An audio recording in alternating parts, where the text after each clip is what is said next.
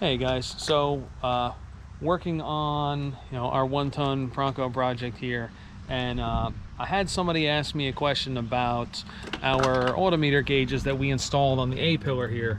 The oil pressure and the transmission temp gauges. Kind of wondering, like, what my process was, how I went about wiring up and installing them in the truck. So conveniently, I actually shot a bunch of video of when I was in the process of wiring these things up, because it was probably 6 months ago now, maybe, I don't remember exactly, but so I have most of it on video. I don't know that I ever posted a lot of it because I was just kind of rolling through trying to get interior stuff done, but I do have a bunch of clips. So that's kind of what I'm going to do here. I'm going to cut back to the point where I put them in, show you some video of like how I wired them up.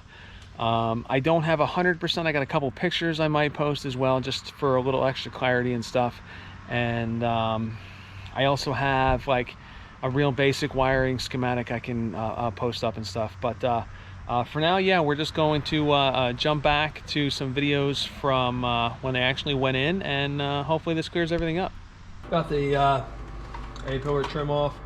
We are going to be mounting that right there. I'm not going to drill any holes in the panel yet. I want to get my gauges all installed, wired up, etc. So we'll come back, we'll do that in the last possible moment, so that way we don't accidentally put a hole where we don't want it, So we are going with Autometer gauges. We are using their full sweep oil pressure and full sweep trans temp. This is their GS line. They're just nice. They're nice gauges, this is the same set I have in the F-250, which at this point have got to be almost 15 years old, and they're still working fine. So no complaints about the quality of the gauge. So yeah, that's what we're gonna do. So I'm going to get these things open, and we're going to start laying out wires and building a wiring harness for these things. I'm going to set it up as they're not going to be hardwired into the vehicle. We're going to build a short wiring harness with a plug on the end of it. So this way, if for whatever reason we have to get in here, we can just unplug it. We can take this whole thing out of the truck. So, but you'll see all that once I have it done, because I'm sure a video of me just sitting here, measuring and soldering wires would be super exciting. So well, I'll come back once I actually have something here to show you. So all right, this is the wiring harness for the oil pressure sensor, and it's actually pretty simple. You got 3 wires over here. That's power, ground, and elimination, and then you've got 3 wires here that go down to your sensor. So this is pretty simple as far as wiring electrical projects go. This is a pretty simple one. But I like doing things the hard way, so we're gonna cut all this apart, and we're gonna complicate it. But we're just gonna make a nice standalone harness for the gauges, and that will plug into the chassis. So I'm gonna get all this laid out, and we'll figure out where our wires are going to lay, and we'll nip some stuff up, and then once I have a better plan, I'll come back and show you what I got.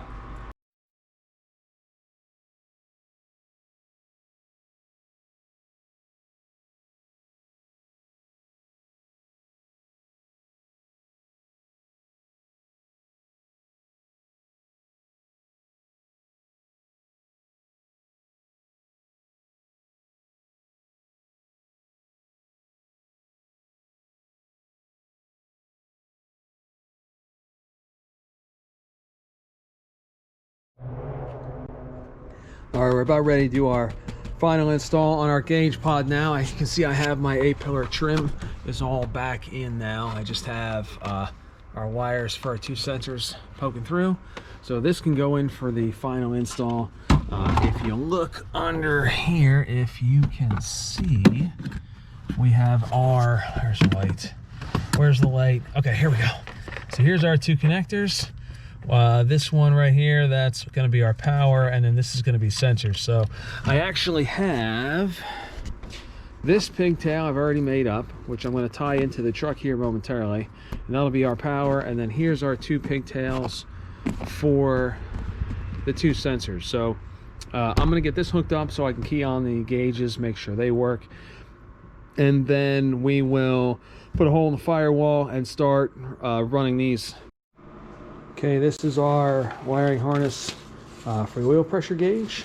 So conveniently, the factory sound deadener has this weird knockout in the foam here for whatever reason. So we just kind of punched a small hole here, and just like that, we'll be able to get, you can't really see it, but it'll be real easy to come up here so we can run over to the oil pressure sensor, which is actually already installed on the motor. We did that back when I did the Saginaw swap. So I'll cut to that here so you can see that. For now, I'm just going to lay these wires out, and then we're going to actually install the transmission sensor and get those wires run as well, and then we'll key the gauges on and make sure they work. Okay, just like that, 2 sending units in 1 port. So this is personal preference. You don't have to run both. If you take the wire for the OEM oil pressure sensor and nip the end off and just apply it to ground, your oil pressure gauge in the dash will read somewhere in the middle of the sweep, wherever it normally reads. I'm keeping it though, because I like the idea that if you do have an actual oil pressure problem, not only will your Autometer gauge show it, not only will your dash gauge show it, but your red engine light will come on as well. And you know, since I am building this thing for my wife and not myself, I would prefer that every idiot light in the dash function as Ford intended. So that's what we're doing. We got both sensors installed, just with a T on a pipe. Same way I did my green one, works fine. So next step will simply be to start wiring up the gauge. So that's our transmission temp sensor, which we will be installing right here. This is the test port for the E4OD. It is right in the main fluid path of the transmissions. This is actually a great place to get your temps reading. So not a big deal. Just take this guy out. Hopefully it doesn't spill ATF all over me. It's gonna. Okay. Oh, okay. Hold on. And there you go. Sensor installed. Now I just gotta get some wires snaked down here and we can plug it in. So that's the wiring harness for the trans temp sensor all plugged in. It's difficult to get my hand up in this space, but it just kind of loops up, hooks on the bracket for the fuel lines to keep it up out of the way of the shift linkage. From there it disappears under the hood, which you'll never find it. And then we are right here behind our carpet here. This is our wires coming back from both sensors. So all I'm going to do now is just kind of loop this guy up behind the main harness here, and we can just plug it in where our gauge is, and done. That's it. So I'll just I'll get this. I'm going to try and mount this up on the side of the pedal assembly here and get the wires up out of the way. But that's it. Done. So now it's just a matter of getting the push pins, getting the gauges permanently mounted on the A-pillar, and powering them up. Good. Gauges look good. If we key on, you can see them kick just a little bit as they self-test. So everything appears good there. So I think this actually about finishes up everything that we want to do in the interior.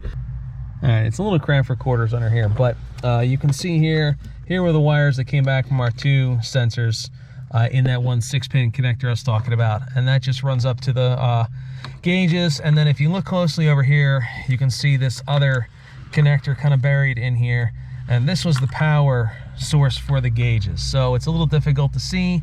There's a red, a white, and a black here. The red has to go to a key hot source because you only want the gauges to be on in the run position. So in my particular case, I piggybacked off the fuse for the RABS module because the only thing, it's a 15 amp circuit, if I recall correctly, it's 15 amp, but the only thing it powers at all is the ABS module. There's nothing else on the circuit at all. So not a very big load, and these things only need a 1 amp fuse on this power wire anyway, so we piggybacked off of that. The illumination wire, this white one here, is just going up into the dash. Same thing, piggybacked off one of the, I think I used the LED that lights up where it says like headlights and then wiper washer stuff. Just found one simple enough to splice into, because we're only powering 2 LEDs. Like the load on the wire is basically nil. And then the black wire, which I don't even know if you can see where it goes. That's not it. It's over here somewhere. I actually, yep, right here. So I just came down. This is an existing ground for the wiring harness. So I just brought it right down here and grounded there. So actually not too bad to do. And because I have that connector on there, if we ever have to remove the A-pillar for whatever reason, we can just, you know, pull them 2 plugs, and then this whole entire thing would just come out of the truck. So you know, hopefully that gives you a rough idea of how these things get installed. I do have, I can post up a picture of the schematic of how they get wired, but it's actually really straightforward, because it's just those 3 wires and the 2 gauges. In regards to power, the 2 gauge, like power, ground, illumination, they're just spliced together roughly around here, so there's only 1 wire running down. But I can post that up on the screen as well, just for some extra clarification on how it's done. And yeah, hopefully that gives you a good idea. It's actually it's a great mod to do, and it's you know, once you dig in, it's really not that all that bad to do. So yeah, hopefully that helps out.